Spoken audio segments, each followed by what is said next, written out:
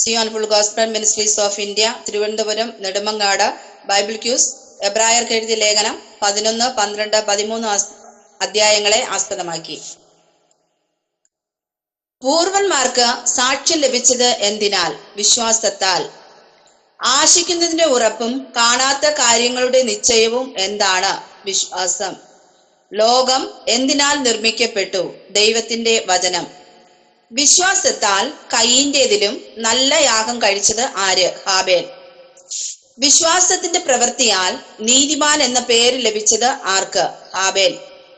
ആരുടെ വഴിപാടിനാണ് ദൈവം സാക്ഷ്യം പറഞ്ഞത്? ഹാബേലിന്റെ. മരിച്ച ശേഷവും വിശ്വാസത്താൽ സംസാരിച്ചു കൊണ്ടിരിക്കുന്നത് ആര്? ഹാബേൽ. വിശ്വാസത്താൽ മരണം കാണാതെ എടുക്കപ്പെട്ടത് ആരാണ്? ഹാനോക്ക്. എടുക്കപ്പെട്ടതിനു മുമ്പേ സാക്ഷ്യം ലഭിച്ച വ്യക്തി ആര്? ഹാനോക്ക്. എന്തുകൂടാതെ ദൈവത്തെ പ്രസാദിപ്പിക്കാൻ കഴിയുകയില്ല. വിശ്വാസം. തന്റെ കുടുംബത്തിന്റെ രക്ഷയ്ക്കായി പെട്ടകം തീർത്തത് ആര്? നോഗ. ലോകത്തെ കുറ്റം വിധിച്ച് വിശ്വാസത്താലുള്ള നീതിക്ക് അവകാശിയായി തീർന്നത് ആര്? നോഗ. ദൈവം വിളിച്ചപ്പോൾ എവിടേക്ക് പോകുന്നു എന്നറിയാതെ പുറപ്പെട്ടതാര്? അബ്രഹാം. എന്തിനു വേണ്ടിയാണ് അബ്രഹാം വിശ്വാസത്താൽ കാത്തിരുന്നത്? ദൈവം ശില്പിയായി നിർമ്മിച്ചതും അടിസ്ഥാനമുള്ളതുമായ നഗരത്തിനായി. വിശ്വാസത്താൽ പുത്രോത്പാദനത്തിന് ശക്തി പ്രാപിച്ച സ്ത്രീ ആര്? സാറ. സ്വർഗീയമായതിനെ കാംക്ഷിച്ചവർ ആരാണ്? വിശ്വസിച്ചവർ. വിശ്വാസത്താൽ യാക്കോബ് മരണകാലത്തിങ്കൽ എന്താണ് ചെയ്തത്?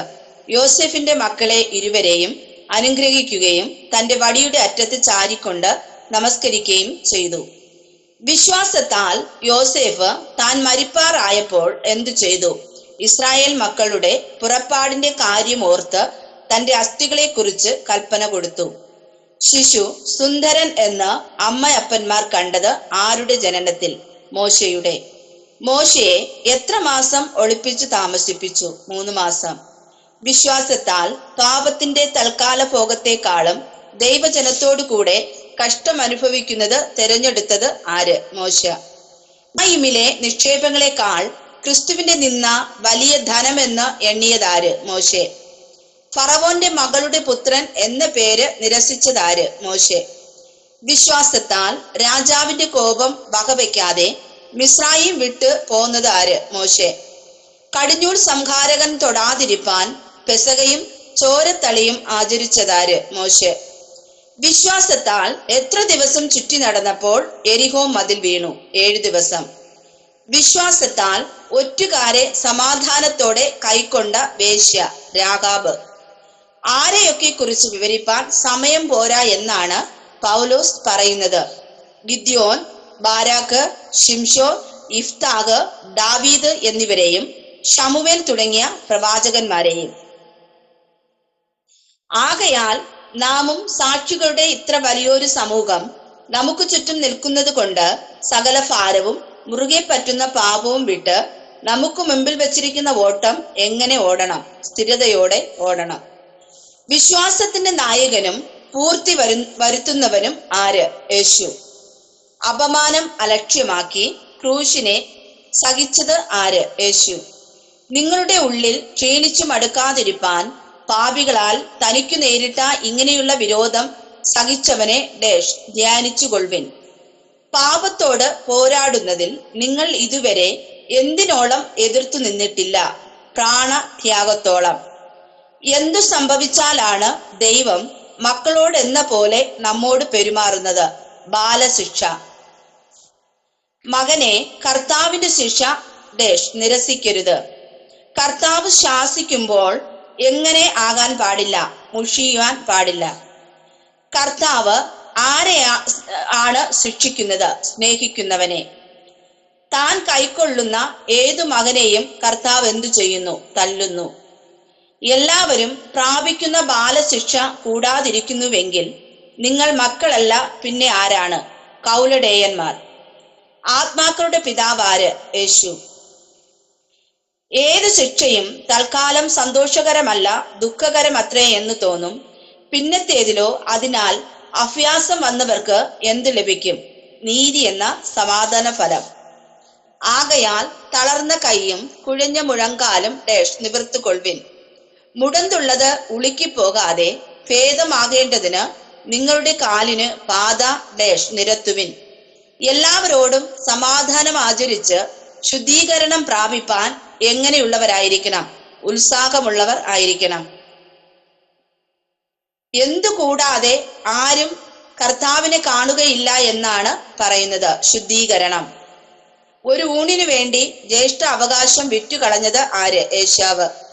അനുഗ്രഹം പ്രാപിപ്പാൻ ആഗ്രഹിച്ച് കണ്ണുനീരോട് കൂടെ അപേക്ഷിച്ചിട്ടും തള്ളപ്പെട്ട് മാനസാന്തരത്തിന് ഇടം കാണാത്തവൻ ആര്? ഏശാവ്. ഞാൻ അത്യന്തം പേടിച്ചു വിറയ്ക്കുന്നു എന്ന് പറഞ്ഞത് ആര്? മോശെ. ഹാബേലിനേക്കാൾ ഗുണകരമായി സംസാരിക്കുന്ന പുണ്യാക രക്തം ആരുടേതാണ്? യേശുവിന്റെ. ജീവനുള്ള ദൈവത്തിന്റെ നഗരം ഏത്? സ്വർഗീയ യെരൂശലേം. സ്വർഗത്തിൽ പേരെഴുതിയിരിക്കുന്ന സഭ ഏതാണ്? ആദ്യജാതന്മാരുടെ സഭ. നമ്മുടെ ദൈവം എങ്ങനെയുള്ള ദൈവമാണ്?